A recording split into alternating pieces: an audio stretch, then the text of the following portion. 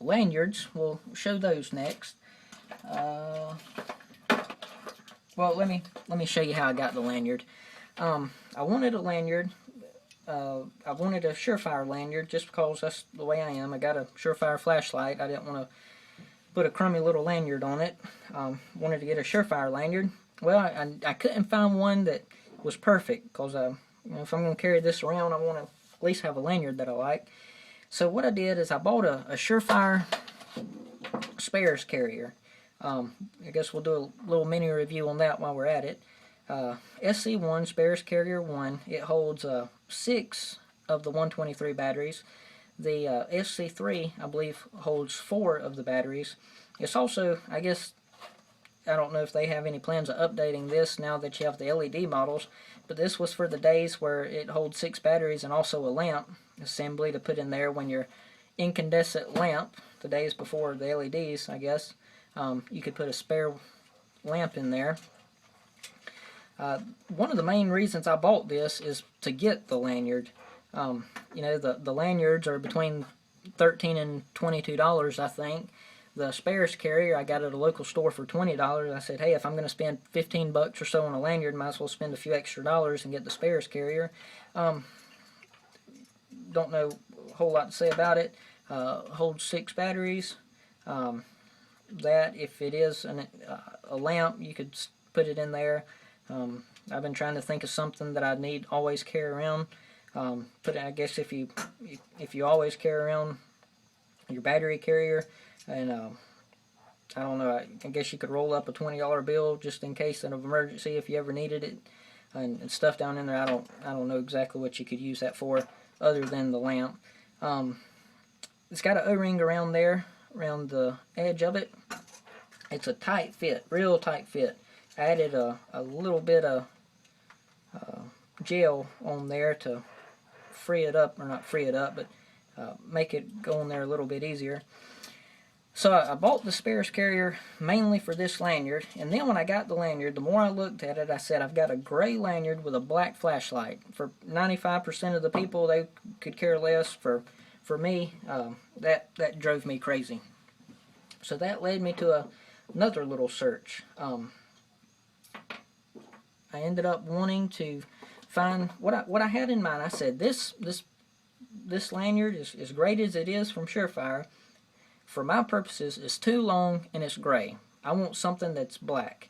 And the closest I could find, Surefire does make a black lanyard, or I guess it's been discontinued now. I believe it's the Z33, and you can find on eBay in different places. But it's a black lanyard, but the end of the cord just kind of goes free. It doesn't have a closure, I guess you'd call it, on the end.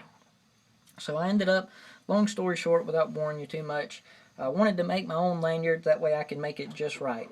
I wanted to keep it looking as stock as possible from Surefire. So what I did is I got some black paracord from a black Surefire lanyard. I use this off of a different lanyard that I got. I purchased these little breakaway stoppers. I read one thing that said their unscientific test was 45 pounds of pressure before this would, or of force, 45 pounds of force, before this would break loose. I don't want to test it. I bought several of these, made a couple lanyards. I did have to separate it one time, and it popped back together just fine. I don't know how many times it would hold up to that, but if you do need to adjust it or make a mistake when you're making a lanyard, that would probably hold up okay for a couple of undos and put back togethers. So I used the materials I had, a clip, and I'll throw a side note, you can't find these anywhere. I've searched everywhere to find these clips. I don't know who makes them for Surefire. It's got a little SF stamped in there, so I know it's somebody making them for them. I'm sure they're not making them themselves.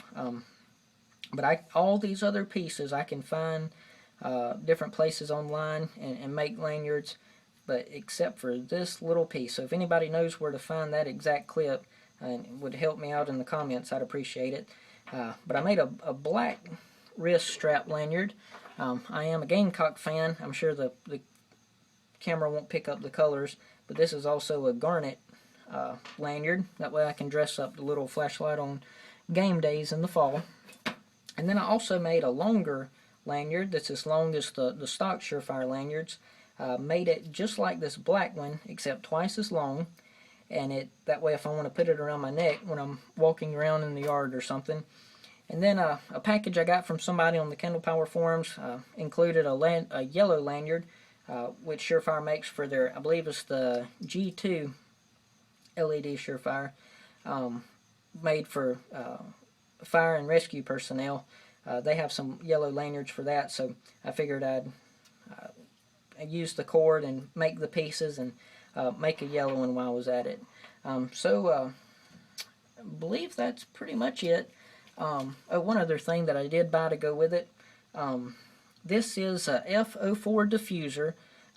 They make this in blue and red, and it says on the website, I'm not a hunter, but it said on the website that you can use blue to track blood in the woods a little better. Red for preserving night vision, and the more I read, I've read about it, it seems like people in aviation use red to preserve their night vision when they're in the cockpit. Don't know if that's wrong, but I have right or wrong, but I have read that a couple places. I guess that's what it's for. I didn't need the red or the blue, but I did want this because what you have with this, what they call the TIR, is you got that real tight hot spot with just a little bit of spill. Enough, but just a little bit. But if you want to turn this into a flashlight that is less of a lightsaber and more into a spotlight or a floodlight, put this on there, and it will it'll soften the, I guess, the intensity of it. I don't know if that's the right way to put it, but for example, if I'm pointing it at a tree 25 yards away, if I've got this on, I can light up the whole tree. If I've got it off, I can light up very brightly a certain part of the tree, and the spill will kind of light up just a little bit the peripheral vision. So that's one other thing that I added to it. One other thing I forgot to bring with me to make this video, I also bought a, if I can find the wrapper, I'm not sure where it is. Here it is. A Surefire model V20 holster, and I wish I had brought it with me to demonstrate, but sorry I forgot about it. Surefire does not say that the V20 holster is compatible with the E2D LED Defender. I'm not sure why. So I made the mistake of buying this one, and then I said, well, they say the V91, I believe it is the holster you want to use with this flashlight. So I ordered that one, and then I had this one too. So I had both of them, and again, I wish I could illustrate it. I sent the V91 back, so I can't illustrate that. But I'll just give you my one little word of advice. Don't get the V91 holster unless you want to carry your light around with this on it all the time. It adds a little bit of extra length on the holster, but to be honest with you, the size difference between the two holsters, after I wore the V20 for a couple days and then I wore the V91, the thing looks like it's about 2 or 3 inches longer. I'm sure that it's not. It's just an illusion because of the way the strap comes over and velcros over and where it meets. If you search for some pictures, you may be able to make it out. But if you want to just take my advice, get the V20 holster. It's the smallest. It's the smaller of the two holsters, but the E2D LED Defender fits in there quite nicely without having all the extra bulk of the V91. So I believe that's everything that I wanted to point out. Got your spares carrier, my lanyards that I made. This would be my perfect lanyard for my neck if Surefire would made it, but they don't, so I made it myself. One that I made here, if any of you are interested, I could make you one for a few dollars if you want to send me a comment. This is the one I use most often. It's the black wrist strap. It's not as long as the one that I wear around my neck. And then this one, I guess in case of emergencies, if that ever happens, I've got a yellow one.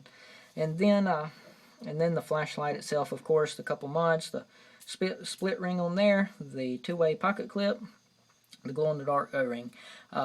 the light doesn't do it justice, and I don't have a fancy camera set up to do the light justice, so I'm not going to do beam shots or anything like that. You can find Going Gear is a great place, and there's a few others, but the Marshall over at Going Gear, he'll do a good job. A few other things I'll mention. Gimme Some Lumens podcast with Rob Robidoux. Just search in the iTunes store, Gimme, Gimme, Some, S-O-M-E, Lumens, Lumens, and that's a podcast that does nothing but flashlight reviews. So if you're the type person like me that on YouTube you watch videos of guys talking about flashlights, you can check out Rob Robidoux's, also the author of Tactical Bible Stories, and you can listen to him on his podcast do audio reviews of flashlights. Again, the camera won't do the beam shot justice, but I will show you how it works. Lightly press for momentary on high. Let go and lightly press again for momentary low. If you want to, instead of do momentary, do constant, just click it. There's high. Within 2 seconds, off and on, and it'll go to low. I realized that this is a self-defense flashlight, and if you ever pull it out, you want it on bright first to try to blind somebody. So I realized why it comes on high, then low. But for daily use, I wish this was programmable. The EB1 that is coming out hopefully this year from Surefire, it's in their 2012 catalog, is programmable. I'm not sure if you can program what comes on first, high or low. I know you can adjust the output, but I'm not sure if you can adjust the order. But if I had it my way, the E2D LED Defender would come with, just like they make it, except the two-way clip, and I wish it came on low first instead of high. That's just because I use this more for everyday use instead of going around blinding people on a daily basis, unless it's for fun, showing people how bright the flashlight is. So a lot of times what I'll do, if I need to use it for a few minutes on low, I'll just put it on momentary high, off momentary high, and then click it for constant low, and I'll demonstrate that for you like that. Try to waste as little battery as possible with the light being on high. If I need it on high, I'll usually do momentary, but a lot of times I'll need it to stay on low, so I'll do high and then click it into low real quickly, like that. So again, I hope that's going on about 26 minutes now. I hope YouTube lets me upload a video that long. I may have to split it up. But I hope that's maybe answered a few questions. I realize it's probably not anything profound, haven't taught you anything new, but I've seen a lot of other people show flashlight reviews of flashlights that they enjoy using on a daily basis, so I thought that I'd do the same. Again, before we close, a few little things. If you want to check out my website, that's preachertony.com. If you want to check out some of my sermons, you'll find those on my other YouTube videos. If you want to check out my podcast, just visit preachertony.com/iTunes, or if you're in the iTunes store, check out, just search for Bible Podcast, Tony Walker. You'll see it there, but the quickest way is just type in preachertony.com/iTunes. And hopefully you'll visit my website at Preacher Tony, read my testimony. This is a different story for a different matter, but it'd be surprise you if what somebody can see take place with weapons and self-defense type subjects or matters for that matter, and how some